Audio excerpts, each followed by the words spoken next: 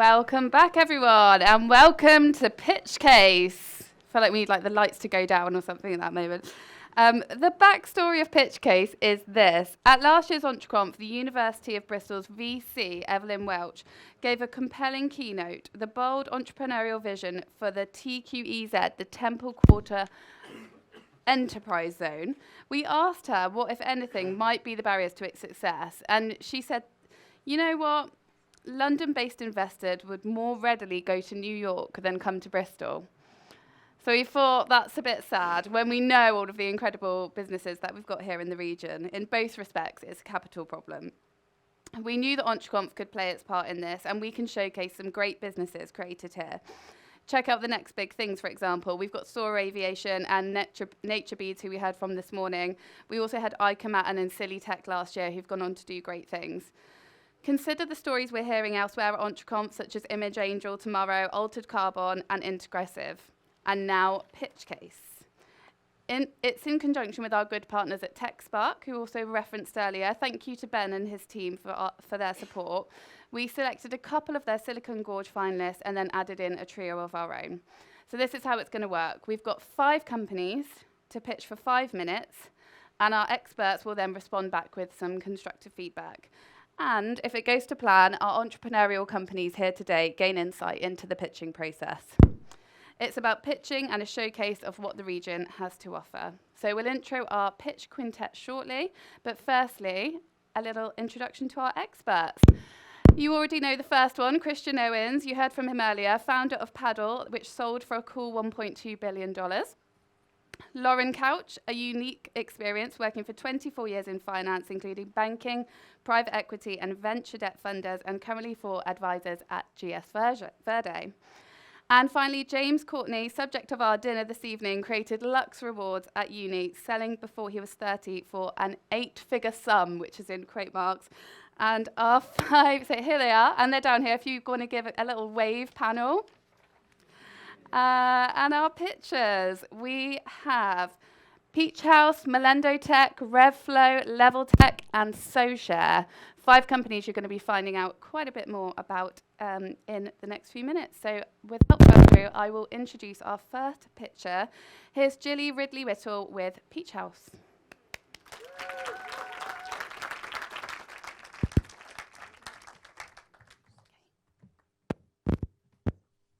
Hi, good afternoon. So I am Gillian Ridley Whittle, and I am the founder and chief peach of Peachaus. Unlike Christian, I'm not 14, but I am a very seasoned fashion exec. I have had 30 years in the industry, notably as Marks & Spencer's director of underwear, and I was the fast fashion queen in my last job in my old life as Topshop's last fashion director. I tired of profit at any cost to people and planet, but fashion is all I know. So I decided I would set up a business which is the antithesis of the fashion industry, and that is Peachaus. I launched 3 years ago, and Peachaus is a brand that puts experiences, human connection, and genuine care at its heart.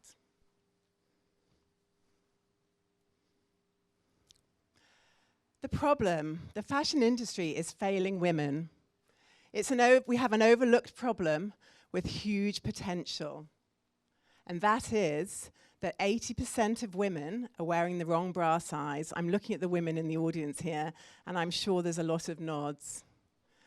That, by the way, means that they're living with discomfort, and that leads to low confidence. The industry, the traditional way of the industry, fast fashion sacrifices fit, comfort, and well-being. Trust in fashion brands is declining and sustainability concerns are rising. And there is no scalable, conscious solution solving bra fit at scale. However, the Peachaus way, we see an untapped opportunity to blend fit, ethics, and wellness. And we are taking bra fits to where women are, because women are not having bra fits. And where are they? They're everywhere. Corporate offices, health clubs, festivals, universities. Why now? Well, perfect timing. It's a perfect storm. It's a cultural market and a generational shift. This is not just fashion. This is a lifestyle revolution. The low-has market, and for those that don't know, low-has is the lifestyles of health and sustainability, is worth 473 billion and growing significantly. And within that, the sustainable global fashion market is worth 30 billion with a 10% CAGR. Gen Zs and millennials are demanding transparency over disposability. And customers demanding authenticity and trust, so values-led, experience-driven retail is thriving. Today, Peachaus sits right at the intersection of sustainable fashion and wellness and experiential retail. And, by the way, this is white space. It's a unique category play, and we are the first movers. So why us? Well, team, traction, and trust.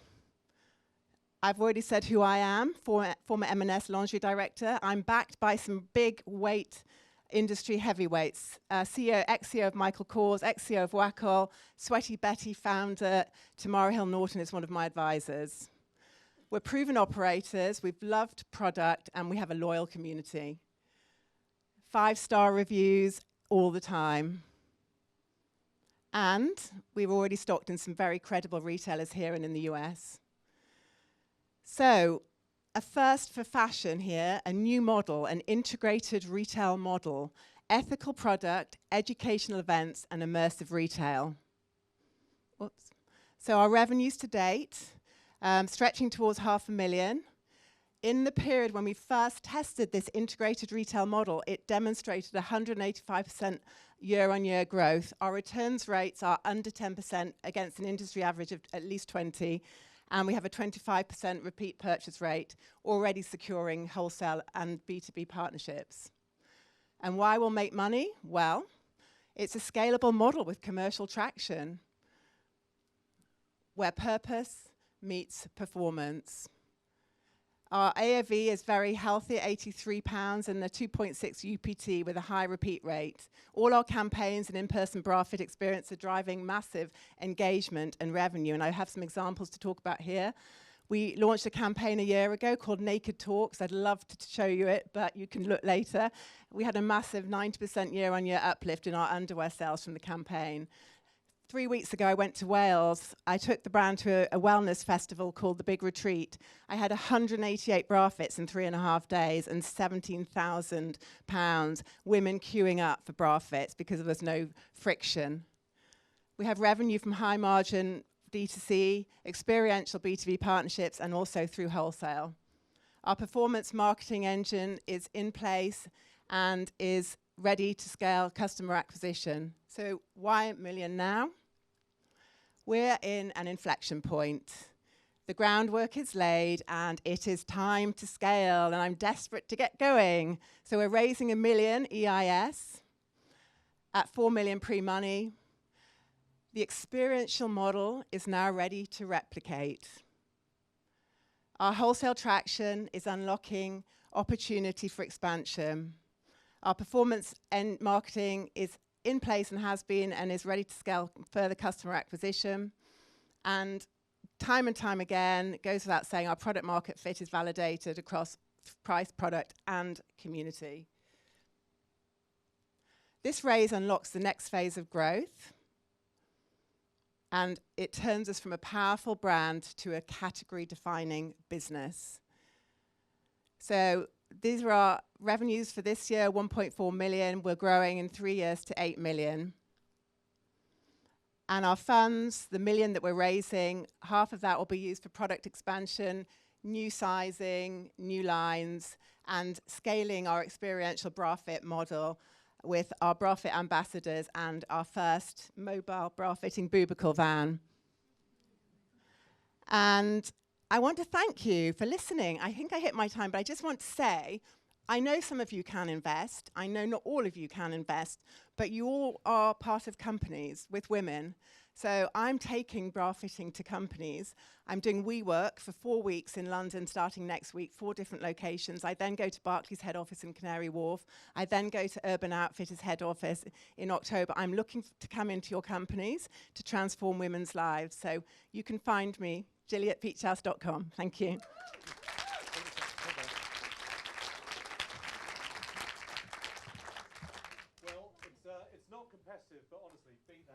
great presentation.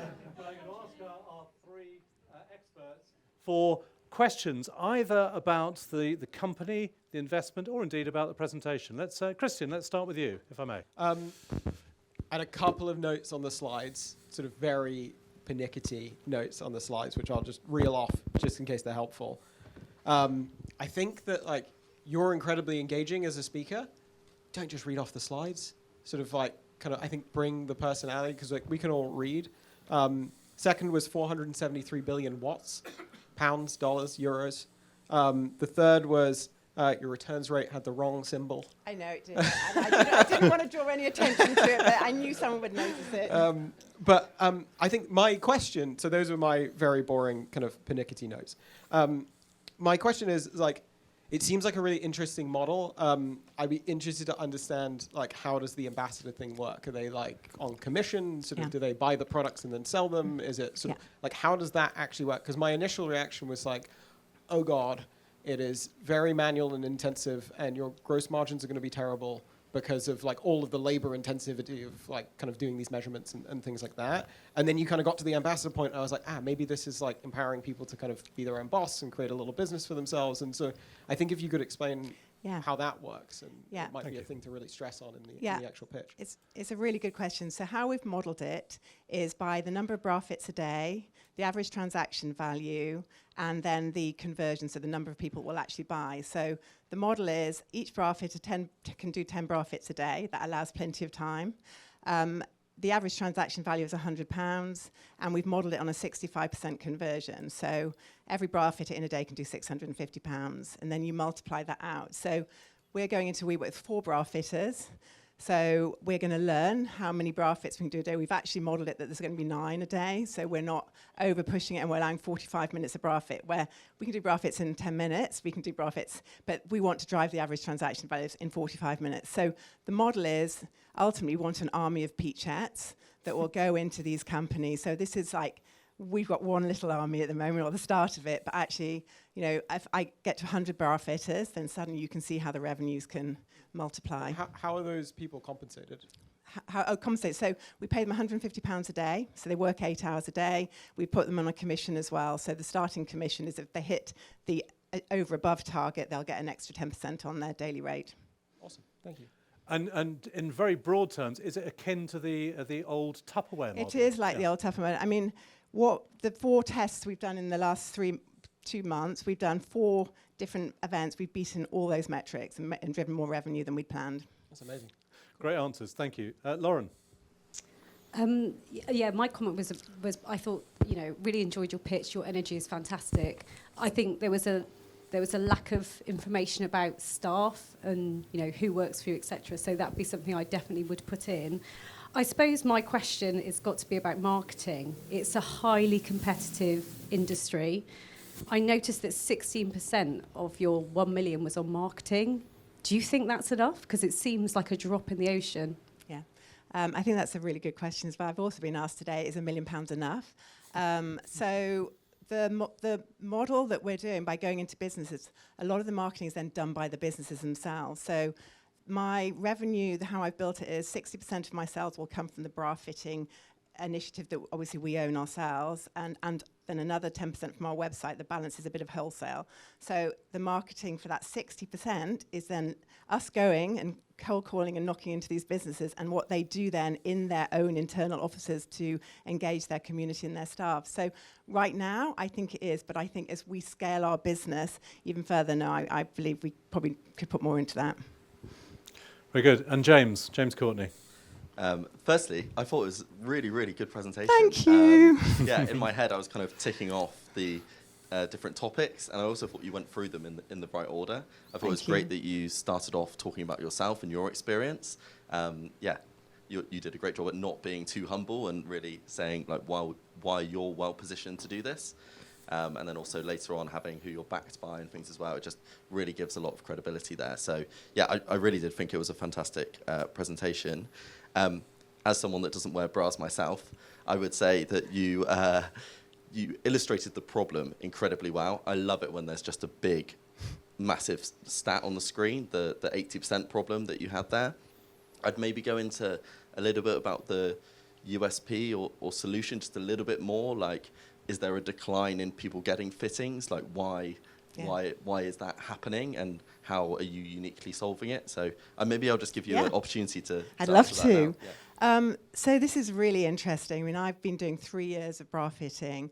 When I was at M&S, I wasn't that level, and actually it's a real privilege, because what I'm seeing is fundamentally women are givers, and we give up of ourselves over time. We don't realize it will happen. We're giving to the kids, we're giving to our jobs, we're giving to, and we're not providing enough for ourselves. So actually we start running on empty.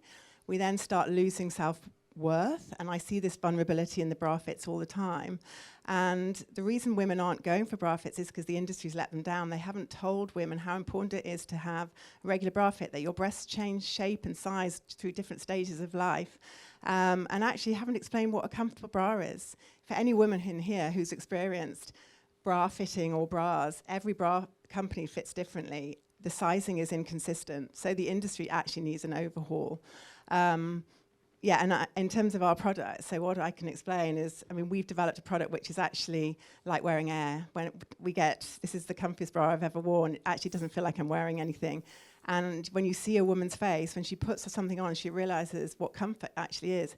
It genuinely is life-changing. I had a woman last weekend, doing a pop-up in Somerset with Alice Templey, actually. We're really lucky. And this woman, she came in, she hadn't had a bra, but she doesn't wear a bra. She's a gynecologist.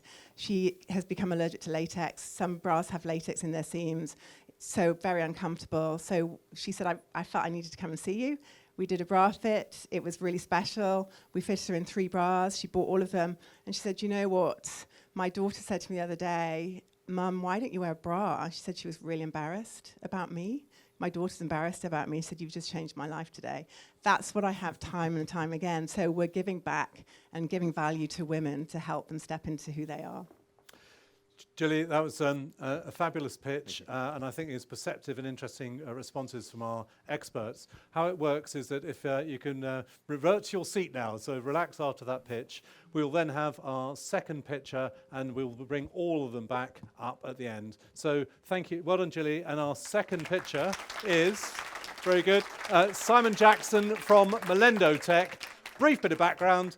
Our paths crossed when Molendotech entered the EntreConf Awards, and also he pitched extremely strongly at Silicon Gorge for TechSpark last week. So Simon, floor is yours. 5 minutes, sir. Great, thanks very much. Thank you to, is this on? Can you hear me? Yep, good stuff. Thank you to EntreConf for this opportunity. I'm Simon Jackson from Molendotech. This is a company I founded back in 2018. Why did we found the company? What's it all about? The problem is water pollution. I guess everyone in this room is familiar with the stories of polluted rivers, polluted seas. Went to use the water, but it was very poor quality. We can see the impacts of that. People get ill. Hospitalizations from using the water have been rapidly increasing over recent years. But the main issue, the main problem is that the way we test water quality hasn't changed for the last over 100 years. Take a water sample, it gets sent off to a lab, they culture bacteria, and then they count those bacteria, and then they give the result back. That process takes 48 hours. So when you're using the water, you know the result of what it was 48 hours previously, which is no good. Water quality, we know, changes fairly rapidly. So we decided to do something about that, because the impact, of course, not just the quality of water the water users, it's the local economy gets affected, and water companies get fined. They get fined if beaches are closed because of poor water quality. So what did we do in response? We developed products that will rapidly test water quality. We've got 2 products currently on the market. Back to Risk, which is the larger one on the left, that takes 10 samples at one time and gives a result in 15 minutes. And this is being used by water companies. They're finding it very useful because they can obviously test a lot of samples and get a result very quickly. Regulatory bodies such as the Environment Agency are also using this product. In response, however, to demand from other water users, we've recently launched Back to Quick. which is the product on the right-hand side. This is a small handheld device. Test one sample at a time. Again, you get a result within 15 minutes. So if you're going to use the water, you can take a water sample whilst you're getting ready. You'll get a result within 15 minutes. And it has a traffic light system. If the light at the end of the 15 minutes goes red, it's advising you that it's high risk, that the levels of bacteria in the water are high. If the light's green, then it indicates good water quality and low risk to the user. So it's a rapid risk assessment tool, and we're selling that to water user groups, pressure groups such as Surfers Against Sewage are using it, the Rivers Trust, a whole range of river users, water users, and water using clubs have been buying Bacti-Quick. At the moment, it's flying off the shelf almost faster than we can produce it.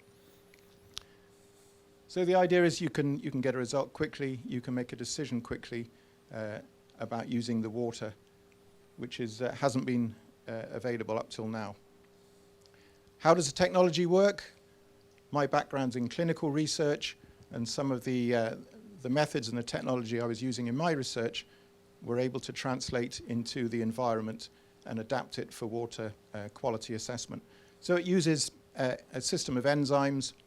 It detects, it works on a molecule that's present in the bacteria that a problem in water, and that's why very rapidly you get an enzyme reaction with a color change. That color change is translated into electronic readout, which is what our devices do.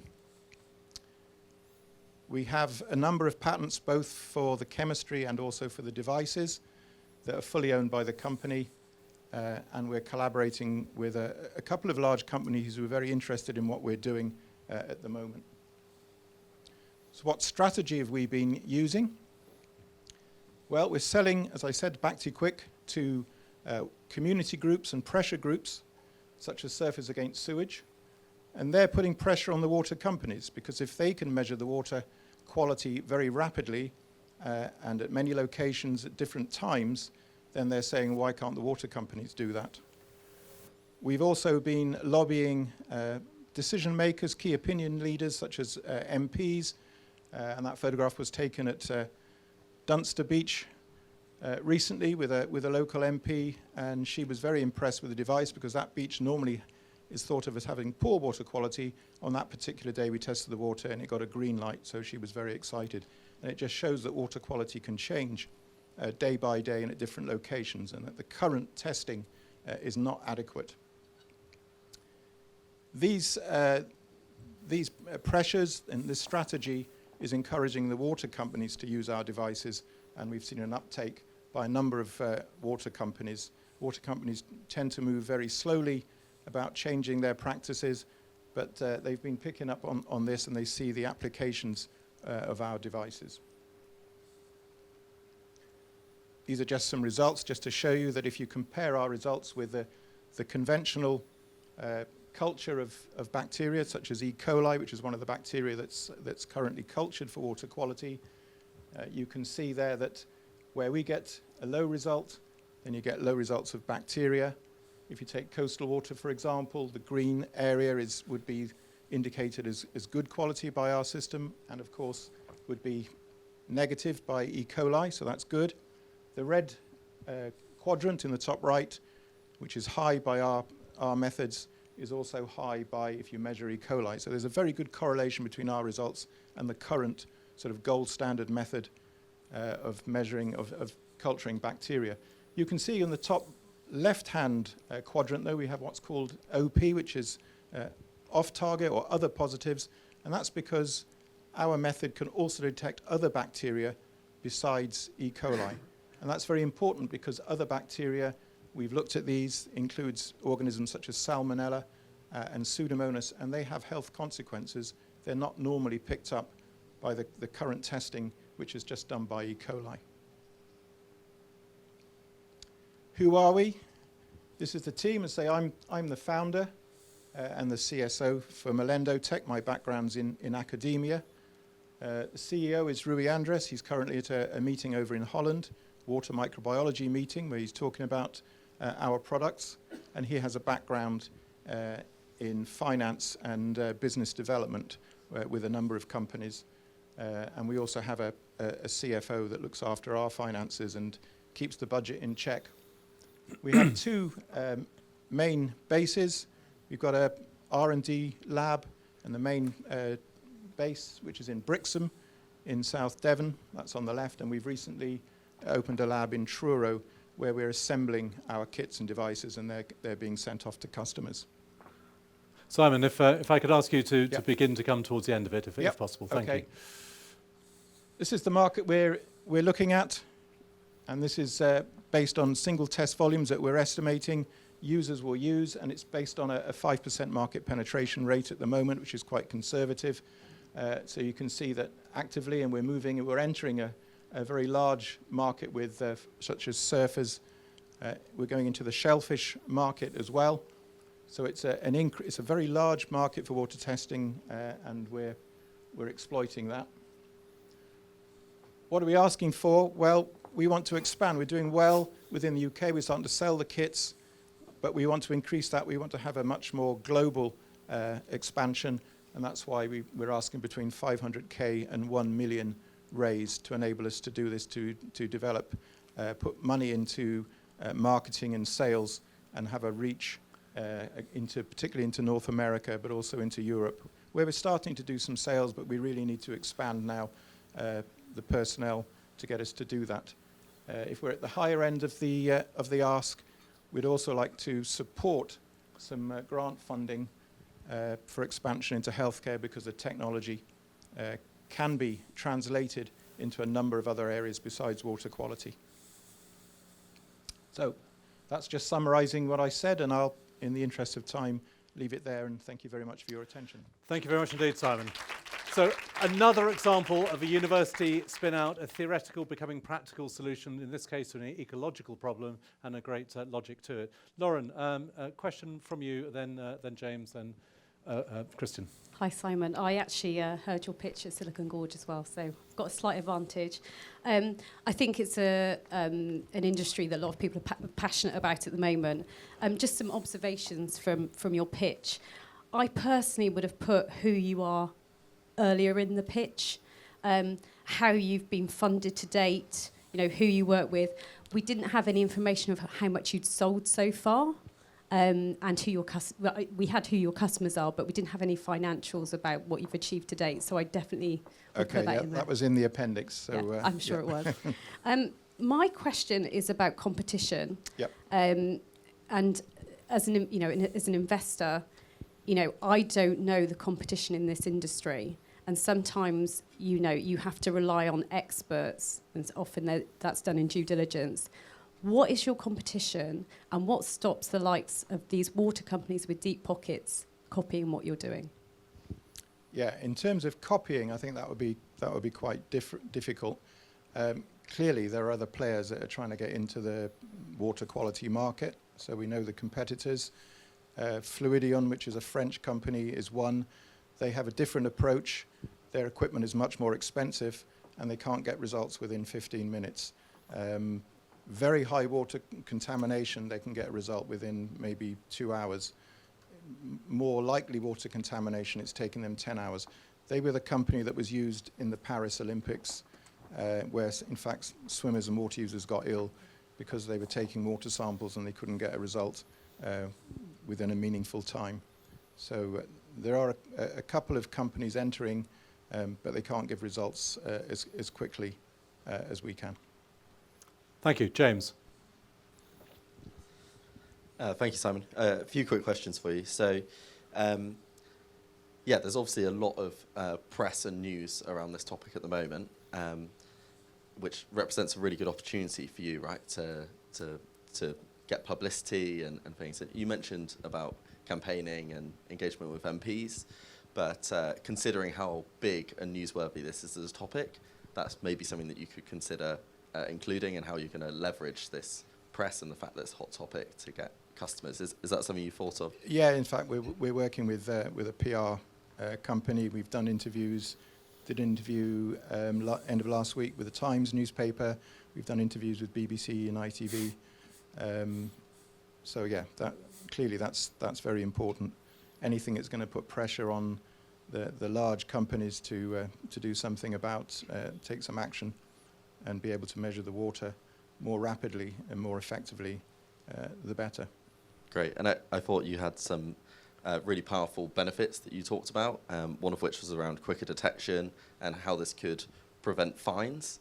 I thought potentially you could have shared maybe a little bit more about that in terms of the size of fines that are being given compared to the cheap cost of operating, and really show that kind of ROI for the companies. Yeah, some companies, I mean, they're getting fines in excess of 100 million now. So it's getting quite, used to be not so large, now it's getting quite large. Yeah, I think we shared on the last presentation how you can have like one big statistic that can really kind of shock and awe and show the potential, and maybe the total number of amount of fines over the last few years, say, might have been that statistic that could really help show the kind of market potential for your products. But overall, a really good presentation, so thank you. Good points, James. Thank you. Christian? Really good presentation. I think like very thorough. I have like 52 questions, so I'm gonna try and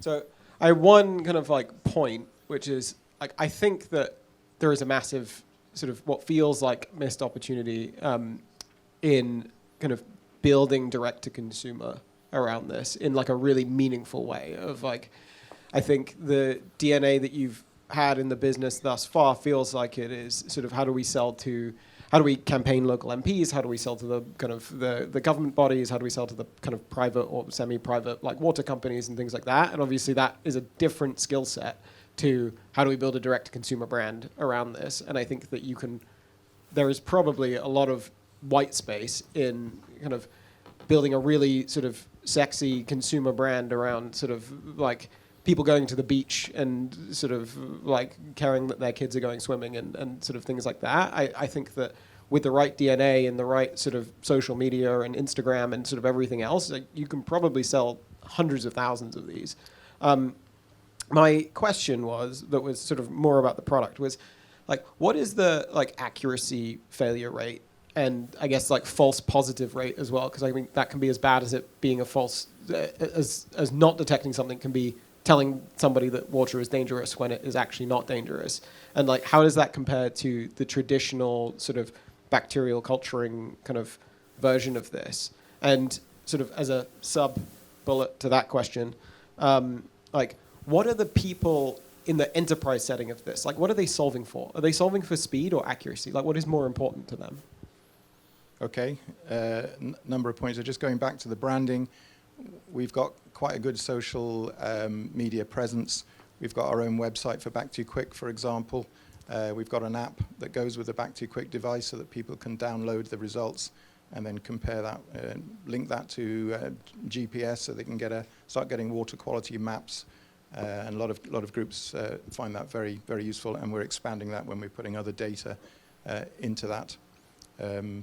So that's a good point. That's something that we're doing and that we need to expand on.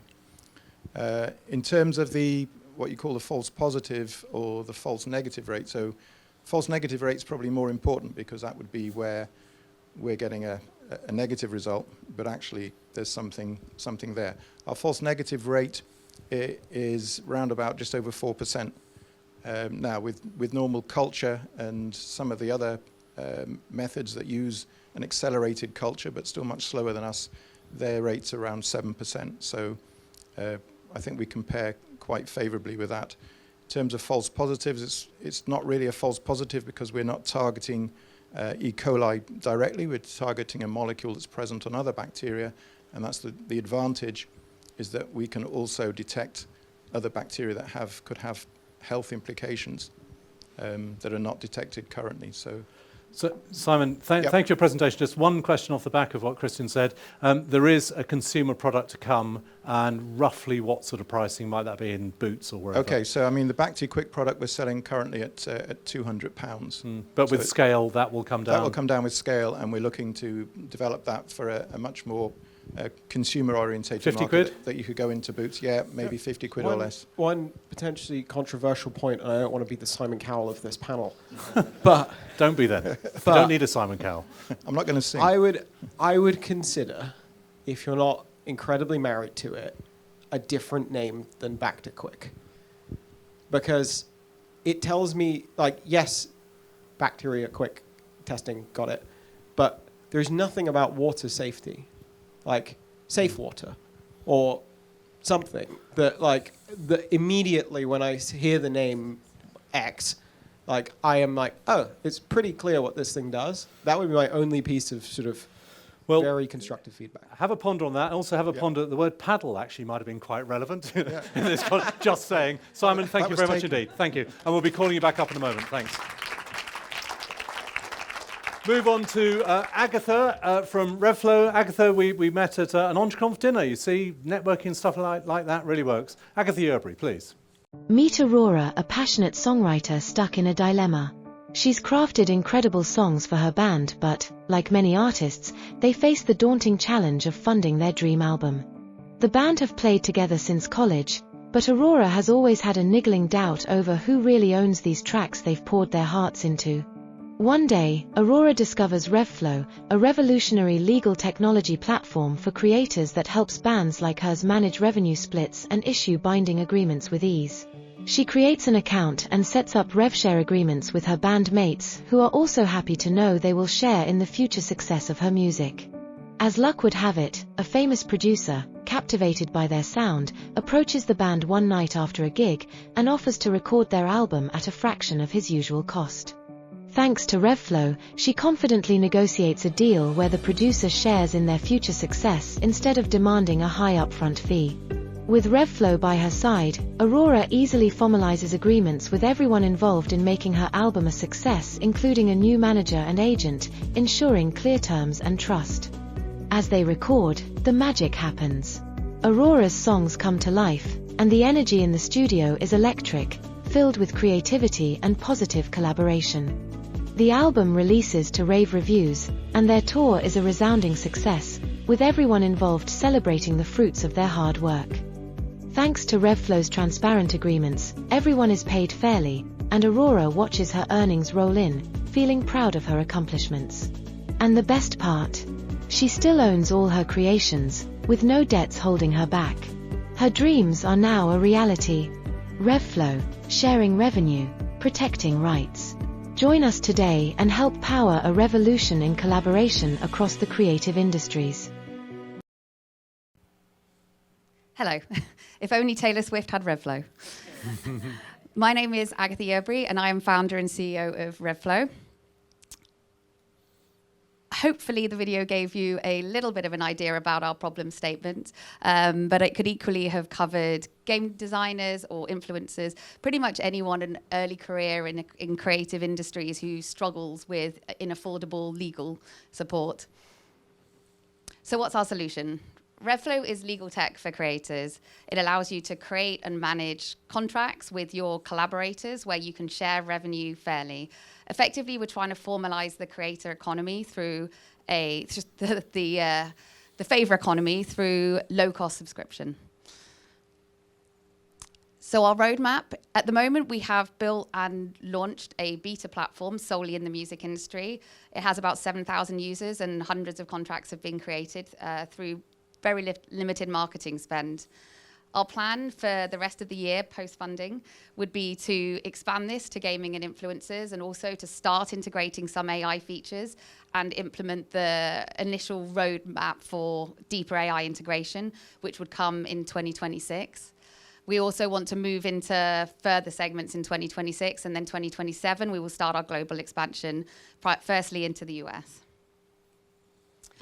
There are a lot of numbers on this slide, so in the interest of time, if there's one thing you take away from this today, what we're targeting is less than 1% of the total number of musicians, game designers, and influencers that are active today. And if we are able to if we are able to capture those audience, we will be able to generate a turnover of over 100 million annually. So this is our team. I already introduced myself, but perhaps I should give a little bit more background. I am originally a lawyer. I worked for many years in media entertainment in companies like BBC and Discovery. I also spent time working at a top 10 global mobile games publisher before moving over to RevFlo. Our CPO has a lot of experience in a range of different fintech, health tech, startups. She's also the most effective CPO I've ever worked with, and I've worked with quite a few.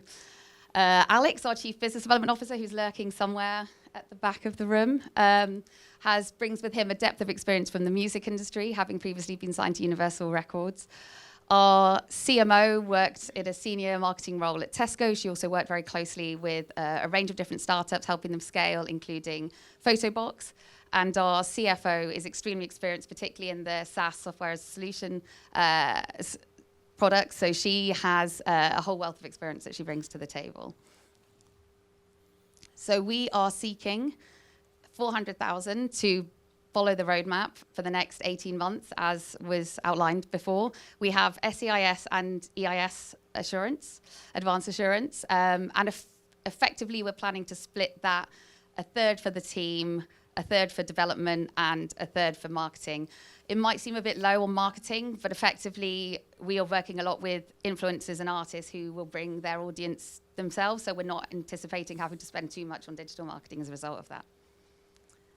Thank you. Very good. Agatha, would like to just... I'm not running away, I'm just sorry. You're not running away. The nearest to 5 minutes of our 3 pitches so far, so very good. If I'm only good for at that. following instructions, if nothing else. Very, very biddable. Let's start with James. First question. Oh, thank you very much for the presentation. I really enjoyed it. I've really been interested myself, actually, not just in the music sector, but in general about percentages of future earnings and how that can be applied. So it was great to hear more about your business today. I'd love to know a bit more about the kind of problem that you're solving. Like, what are creators doing at the moment? Are they spending loads on legal fees? Are they not doing anything and then getting stung later down the line? I think maybe that could have been articulated a bit further. Yeah, absolutely. I mean, it's a little bit of the latter. I think, generally speaking, it's something like 60% of creative collaborations just aren't papered at all.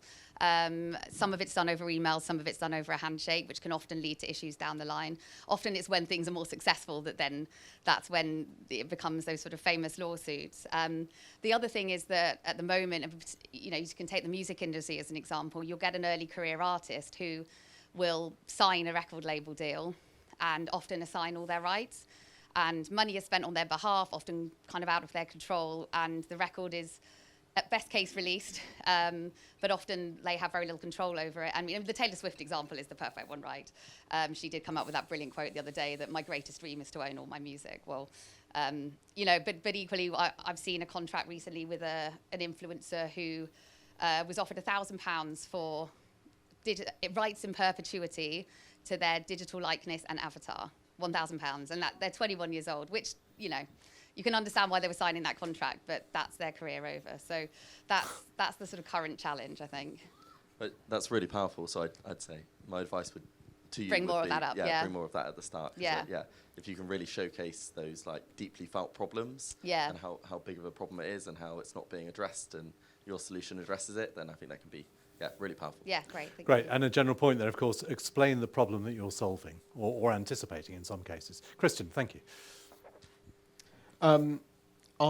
You started the video, and I was like, oh no, they're using a video because she's terrible at pitching. And then you started talking, and I was like, holy shit, she's great at pitching. Please bin the video. Oh, the video was just for this specific context because we were in a cinema. Okay, great. And I suppose it gives the additional value of showing that AI has not yet come for the jobs of creators. Yeah, it really hasn't. If that's anything to go by. And I should have said that. Because you're incredible, and sort of like you're so personable, and it's like really easy to like you, and sort of like it kind of just started on a down. But I think super cool business and like really, really important problem. And it seems like kind of meaningful, like initial traction with sort of like 7,000 people using it and all that stuff.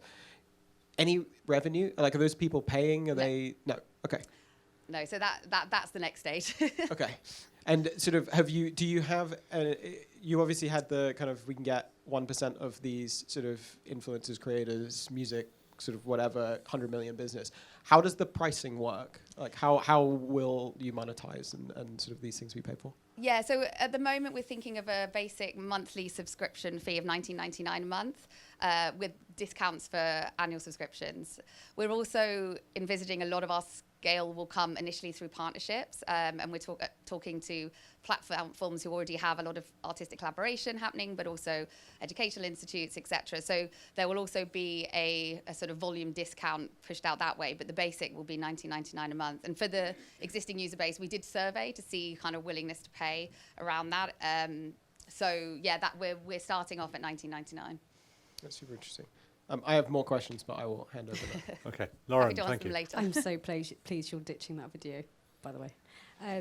Oh, I actually quite liked it. As well. I was the only one. But just in all seriousness, when people are putting on videos, you have to make sure it's very inclusive. The video was very white people of a certain age. I hate to say it, and being a woman of a certain age, I definitely wasn't in there. But yeah, I suppose my question was, how do you protect what you're doing? What stops people from replicating what you're doing? I mean, I think we're the only people that I'm aware of coming at it from the angle of what's best for creators, and with the network that we have within the creative industries. I mean, absolutely, there are already legal tech platforms that will serve creators some way or another. Some of them are music specific, some of them are templates, etc. I think we have an advantage in the team and networks that we have that potentially others don't, and coming from the angle of we're creators, we understand your concern and need, and we can therefore help you. There's no equally, I think, we're hoping to be at the forefront in terms of the AI integration and how that will work within our specific capability. And we also over time plan to build out a sort of marketplace so that the existing people that we have working within the platform, including sort of famous producers, etc., will be accessible through that. But yeah, I mean, the technology itself is obviously replicable, legal contracts the same, but we feel that we have that ability to kind of build our base quickly amongst a lot of kind of organizations who already have gathered these artists. So I think that's sort of our advantage. And Lauren, just to gently underline, Agatha, your background is, of course, as a lawyer. So if it were to come to protection and IP, you might think that Agatha might have that at least addressed, if not fully covered. I should hope so, after nearly 20 years as an Good. IP lawyer. Thank you very much. Agatha Yerbury, thank you for RevFlo. And we move on now to our fourth pitcher, Jethro Binns for LevelTech. Again, a very strong pitcher at Silicon Gorge from TechSpark a couple of weeks back. Jethro. Hi everyone, I'm Jethro. Going back, hold it the right way up. So, LevelTech. At LevelTech, we believe that sport is simply more enjoyable when players are evenly matched. So that's why we've built a business that connects sportsmen and women the world over with our unique ratings algorithm. We've already proven the model works in squash with our flagship product, Squash Levels, where we're officially endorsed by the World Squash Federation and the Professional Squash Association as the official rating system for the whole sport. We operate in 40 different countries. We're connected to 120 different systems, competition systems via API. We've got over 43,000 users, and today we've processed over 6 million results. 10 years ago, nobody would have predicted the impact that Strava would have on endurance sports. We've taken inspiration from them and built a social network all around ratings, and now plan to have a similar impact on points-based sports. So at LevelTech, we believe we've got the world's best proprietary algorithm, totally unlike anything else on the market, far beyond traditional ELO-based models. It's not just about wins and losses, it's about how you play and your performance compared to the expected outcome. So this means you can go up if you lose but do better than expected, or potentially drop down if you win and don't do so as convincingly as you should have. We're system agnostic, and we connect leagues, box leagues, tournaments, booking platforms all together in one unified rating. So what's behind the accuracy and engagement? We've got 20,000 lines of code in the behavioral modeling that picks up the subtle differences in player demographics and competition formats. Most importantly, players love it. It's only mildly addictive. The record for a single person checking their own level across the course for a year was 500 times. So that meant that for Isaac, checking his level just one time a day simply wasn't enough. The average time on site sees users spend approximately 6 to 7 minutes per session, We've got email open rates at 70%, click-through rates at 35%, and we're currently doing about 1.5 million page views a month in Squash. In terms of the product, we're data-led. We're obviously able to create rankings, offer ratings. We offer box league solutions going into clubs, which help bring scale, and then we're inherently social. So it's a social network wrapped entirely around ratings. Revenue-wise, our model is clear and proven. So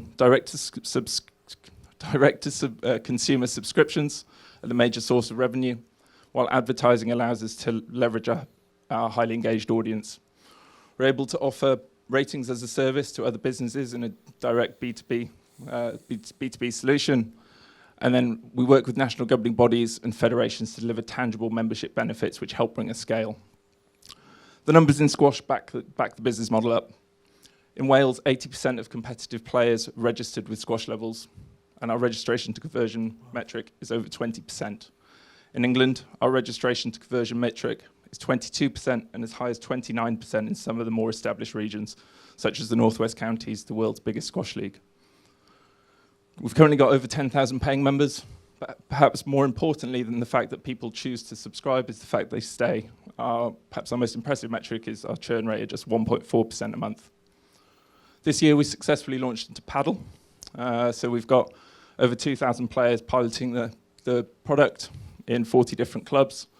We've got established relationships with some of the larger booking platforms. So we've just signed Court 22, and then we're in the process of wrapping up commercials with Matchy, the second biggest booking platform in the world.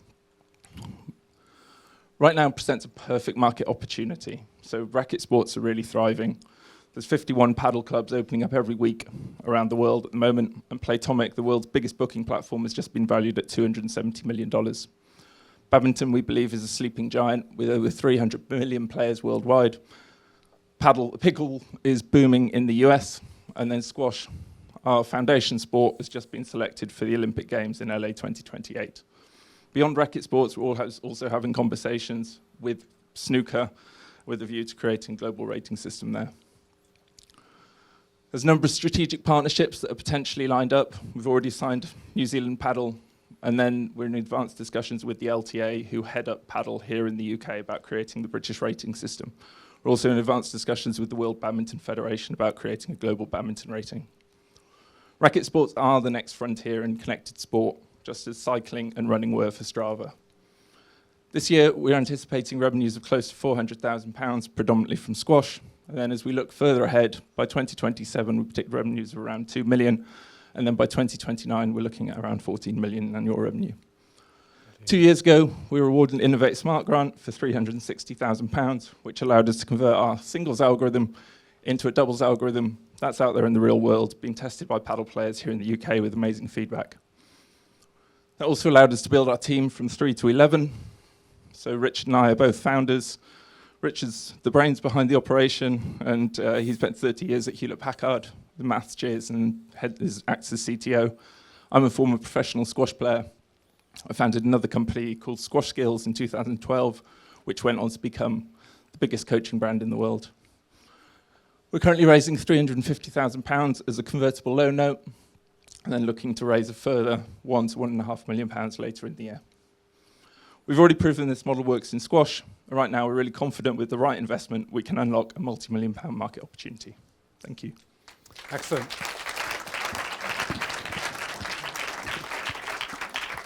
That's great, Jethro, and I'm sure we're all experiencing, one, these are extraordinary business ideas, and two, they are so disparate. Let's start with Christian on this. Thank you. Thanks for that. That was super cool. What am I... The biggest question, I have one question and then I have two questions. First question is, how is the data captured? So we connect to other booking platforms via API. So we do a nightly pull on it. We've got 120 different systems around the world in squash. So booking platforms, competition tools, box leagues. So it's just a nightly pull via API. And so they're collected in other tournament systems. So like someone's manually inputting it or kind of exactly. a ref, like something is well, going not necessarily ref, if it's a tournament or a league, and then the booking you're sucking that data in and then sort of exactly. one source of truth regardless of what tournament they played in. Portable rating, Yeah. Second question, potentially controversial, I don't know. Is the actual real sort of obviously building direct-to-consumer subscription business is one. I built my entire career helping people build direct-to-consumer subscription businesses, even if now paddle is becoming a sport and it's very, very kind of internally difficult for me. Like that's really brutal, like as a thing. So I know how absolutely ridiculously difficult it is to get to kind of like 10,000 subscribers and a relatively low churn rate and like all of the above. Is the real prize actually the data and sort of licensing it to other people being like Bet365 and sort of like gambling companies and sort of things? Is that like actually how you make real money? Potentially, I think there's a really interesting opportunity in multiple revenue streams. If you can build a social network for a whole sport, if we can have 10 million paddle players on the platform, you can monetize them in multiple different ways, whether that's advertising, brand partnerships, or through the subscriptions. But we also see a model where it is the ratings as a service, and maybe the booking platforms want to build upon our ratings tech, and then we're putting in an API model like OpenAI, where we're just billing for the number of matches processed. So I think we've got options. I think the numbers in squash back up that the D2C model does work really well. We've got the low churn rate, we've got the high conversion rates. If that can scale into the other sports, then we've got a pretty lucrative business. But we definitely do have other options, and selling improved odds to betting companies is somewhere at the back of my mind, for sure. One final question. Obviously, squash is relatively niche in comparison to some of the other racket sport, tennis and so on. Are there other kind of social networks around kind of player rankings and sort of generally in these other kind of potentially more mainstream sports that you're competing with, or is it actually kind of relatively sort of? No, it's relatively untapped. So we see a wide open space in badminton.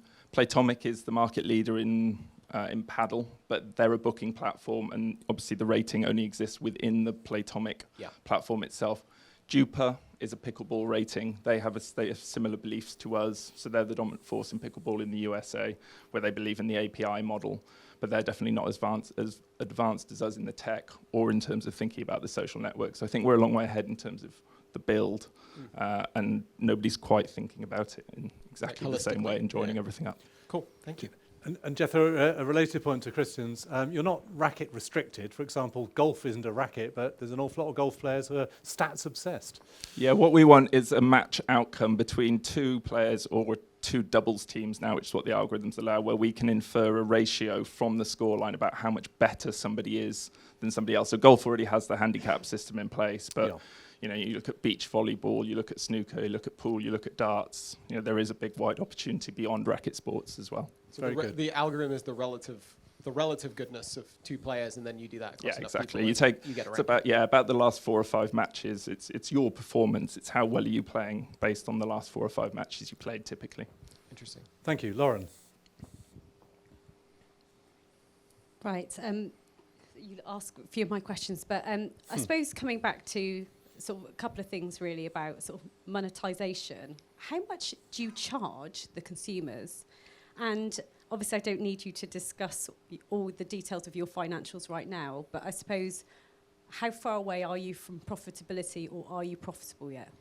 So we charge £35 a year for a gold membership, or £45 for a platinum. It's about 50%, $3.99 a month or $4.99 a month, which obviously brings your MRR up when people are paying £60, especially with the low churn rate.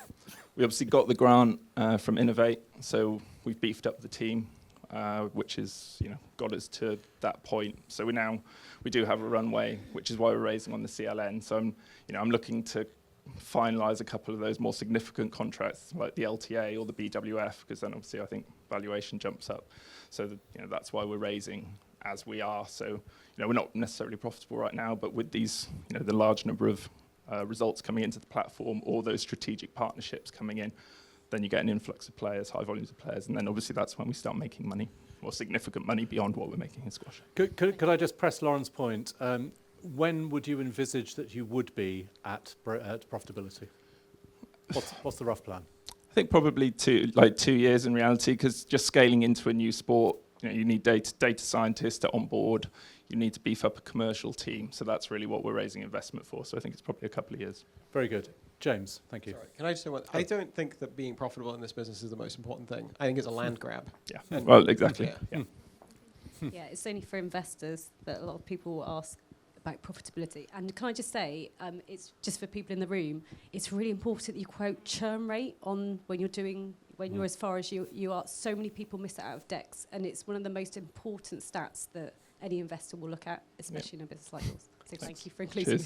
So, smart advice. James? Well, yes, I have jumped on the paddle bandwagon. So I've used Paddle Mates and Playtomic. So yeah, I have qualms with their rankings, right? And you mean you're not particularly high? Is that what you're trying to tell us? I didn't say that. The fact that my dad has a higher rating than me is get over it. We can sort that out for you. Father-son rivalry there. But yeah, there's definitely improvements that can be made there. It's difficult sitting here thinking from an investor point of view. It's great that there's loads of sports, and it's great that you can do the official rating thing. You've got a B2B product, you've got a consumer product, but I also at this like relatively early stage just worry about kind of focus. Yep. What is your kind of focus for the next, say, 6 months? Like, what are you really dialing in on in the short term that will help you grow? Because it's one of the things that kills startups if you spread yourself too thin and get distracted. I totally understand.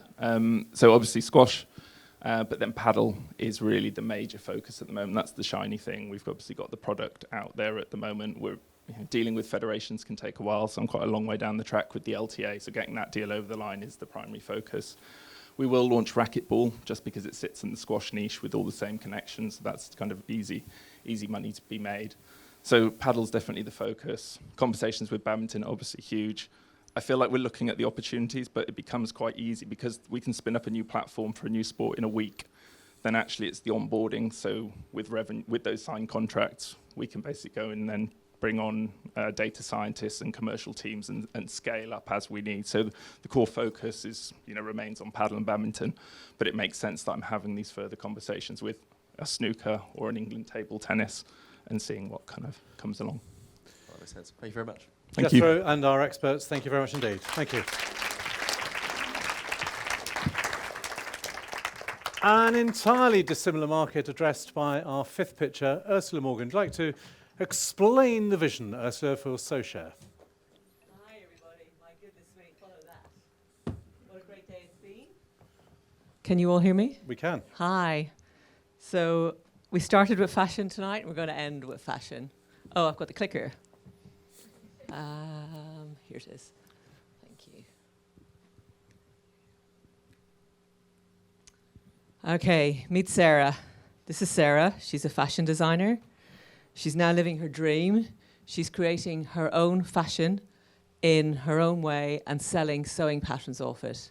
Sarah was making 100K on Etsy alone up until quite recently. Now she's only making 12K a year. Why? Because Etsy has changed its algorithm and it's no longer favoring the makers like Sarah that they built their business on and putting in mass-produced products. So what Sarah needs is a platform that she knows that is made for her by people who understand her. But also, the amazing thing is there's 32 million Sarah-like consumers in the US.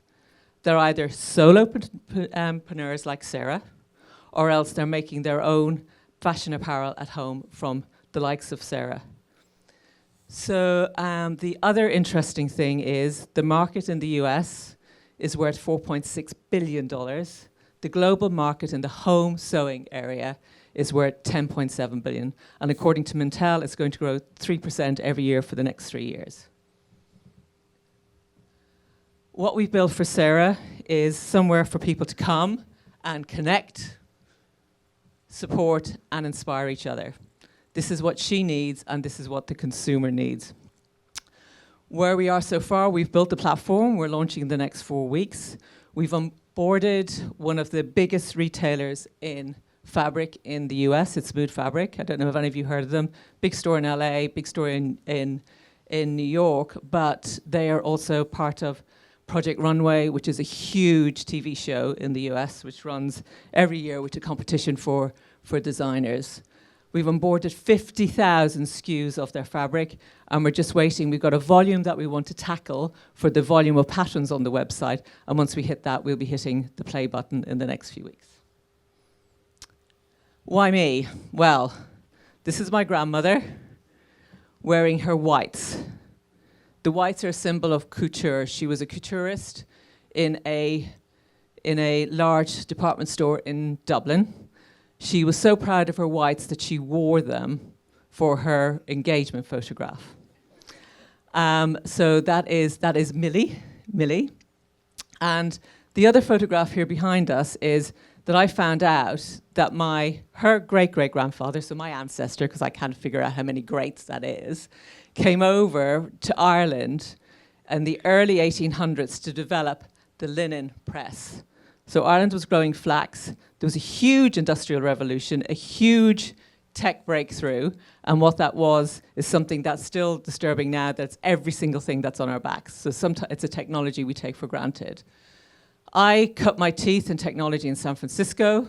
I was building a tech platform for subscription video on demand when Netflix was still mailing those lovely DVDs to the post. Also, I'm part of the 2% of females, yes, who have had VC and PE money, so very, very lucky or hardworking in that way. And I have scaled textile businesses already in the US.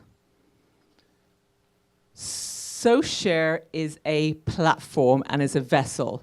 It can be used for any of these areas. If you pick a passion that anybody's involved in, even sport, it is there. The vessel can be used for anything. It literally is a social network wrapped around a marketplace.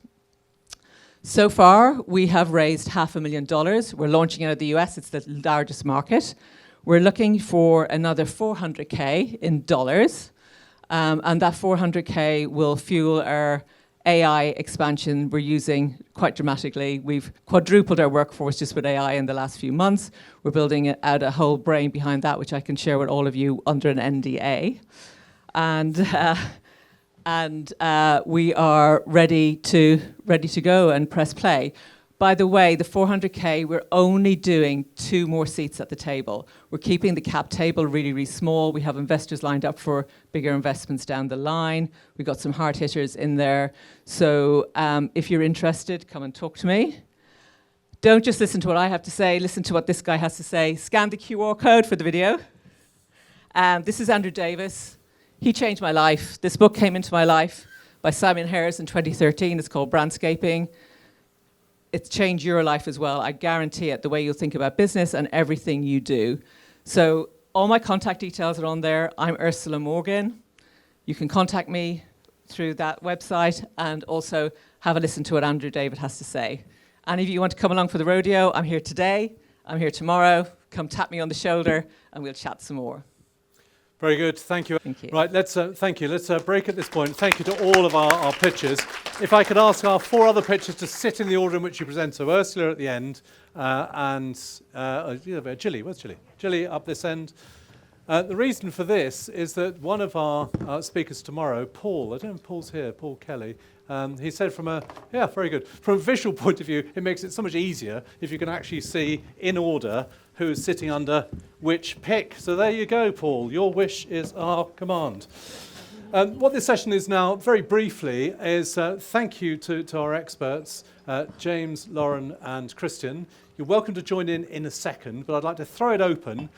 2 areas. One, are there specific questions about the 5 businesses that you've heard, maybe even across the businesses, about what you've perhaps not understood from the pitch or you think they should foreground? But 2, any sort of observations about the nature of pitching, how they handled it, what you've learned? Let's hope there's some questions. There we go. It's Christoph, and could we have a mic to you? I'll just shout. No, well, you can just shout. You can perorate if you wish. Sorry. But we will get you a mic. There we go. I got the yellow one. You got the yellow one.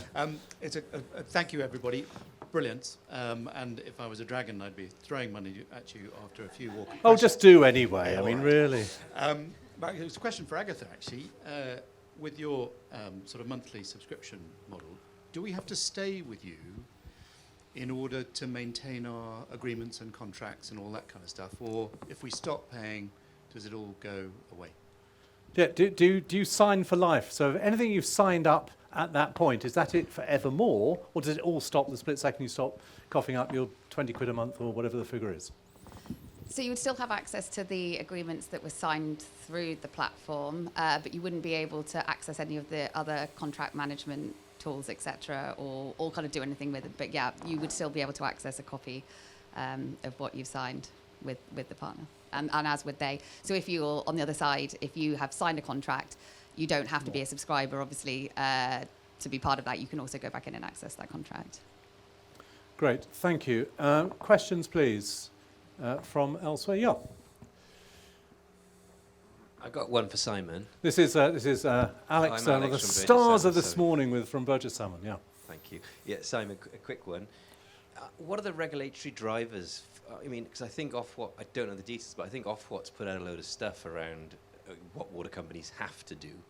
And I was wondering, and I was thinking maybe a bit that was missing were, people actually have to procure you products like yours. And so I was wondering if you could expand on that. It's a potential significant business driver. The greater the regulation, the greater need, greater opportunity. Yeah, thanks. Can we just check this mic, please, or swap to another? Can you pass that one along? Yeah, thanks. Thanks for your question.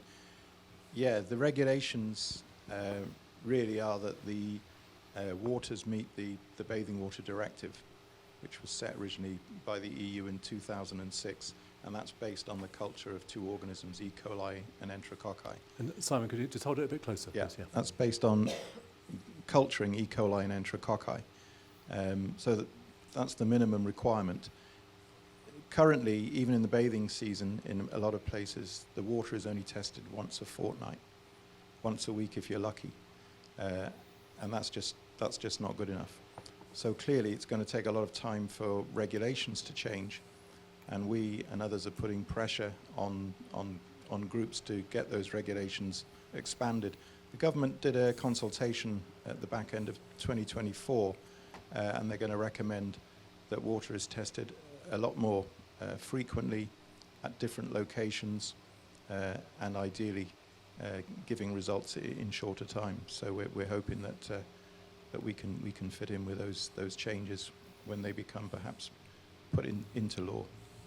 But that's currently it's what it is. I think there's a link between Jethro and yourself, by the way, and he might be able to put you in touch with the angry community. All right. Who knows? Partnerships abound. Sounds very good. Thank you, Alex. So a couple more questions. So in the middle, and please can we get a mic to the gentleman in the middle back?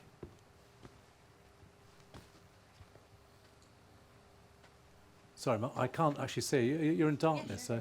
Sorry, it's a lady. Hi, my Apologies. question is for the women of the panel. I've had genuine feedback from people that I need a man in my meetings to be taken seriously, and we've heard the statistics today about the low percentage of funding that goes to female founders. You don't have to sort of go into detail all the challenges you face, but I'd be really interested to know if you have any insight on how to overcome that and how to fight those stereotypes and those, I guess, barriers that are up against you. Hi, thank you for that question. I was told when I was running my subscription business on demand, I was running the business. The team didn't know I was still raising cash. So I was up and down Silicon Valley. I used to imagine myself with a suitcase and going like, put the money in. And in Silicon Valley, my husband has got a very posh accent. And I was told, bring David along to some meetings, get him to be your beard, you're going to get the money faster. I think it's just my pig-headedness. Only girl in a family of 3 boys as well. I think you just have to be on your money, on your mettle. I had really good training from Future Publishing, from these 2 people over here. When you'd go into a boardroom, you had to know your numbers. It was Dragon's Den once a month, in the nicest possible way, but it was Dragon's Den once a month. We have to do things well. I did do a lot of explaining, which I didn't do today. I normally explain to investors the difference between whatever I'm pitching to golf, so the size of golf. So just in their own terms. But yes, it is hard because people will invest, and there's been tons of research. There's a lady called Tara Moore who's done a lot of research into this. She's written a book called Playing Big. You should read it. It'll really help you out. You should read it too. It'll help you out.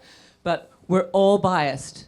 So if somebody in this room said, there's a fire, and I say, I am the fire chief from the New York Fire Brigade, I know we all have to go out that way. Greg stands up, or another chap in the room who looks authoritarian, and says, no, I think that's the best way to go. I would probably go that way as well. So it's not a male-female thing, it's an actual cultural thing. And we just have to keep knocking at the doors, banging it down, and also rephrasing, not belittling ourselves as well. Just like you were saying at the beginning, you bigged yourself up, which is what we all have to do, so we owe it to ourselves. Read Playing Big.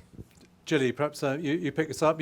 And also, I don't know if you mentioned it in your presentation, but you have already raised a substantial amount of money. I have. I've raised £2 million already, and I can't actually say anything bad about men. So my first investor's put in 1.3 million.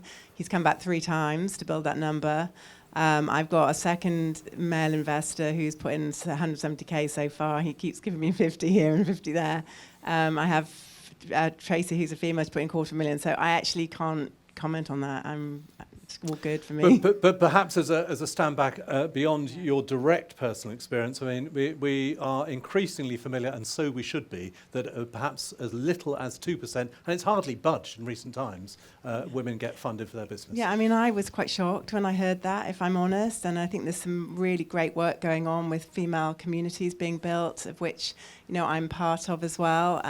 For me, it's just believe in myself, believe in what I'm doing, do the best job that I can, prove all my metrics, my numbers, and I just don't go into that headspace of letting that affect me, if I'm honest.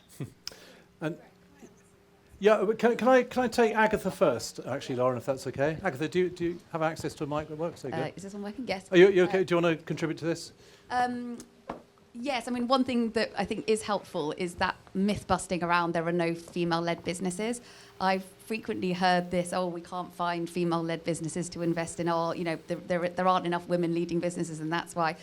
So I guess, the more that we can myth bust there, and I know, as you mentioned, you had some good data on this, but certainly anecdotally, I know a lot of phenomenal women running startups. So yes, at least in this forum, we can try and bust that myth. At least in this forum, we certainly can. And one of our partners at EntreConf is By Women Built. And please do check that out. It's on the EntreConf site. And they've spoken at EntreConf previously. Lauren. Yeah, I just think it all comes down to, Gillian, I couldn't agree with you more about confidence and belief in how you're pitching. So, we've got Mercia, we've got Foresight, we've got Maven on our doorstep, and there's amazing women that are partners in those businesses, the likes of Melanie, from Maven. So I think there's lots of opportunity for women, and it's a good excuse sometimes for us as women to say, well, we're not going to pitch it because we're not going to get it because only 2%.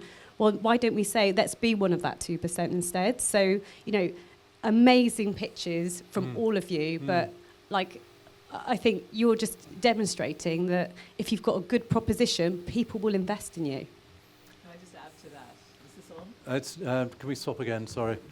This is. I would like to add to that, and I totally agree with you. And I'm saying it's not a male bias, as I explained before. It's just a general human bias. I was at a community event where I was volunteering, and I couldn't believe there was 2 other people there volunteering who had startups. I suppose not surprising in this area. And one of them said to me, you're really lucky. I've just got turned down because the VC fund said, I'm only investing in women-led businesses. And I said, your idea must be pretty pants then.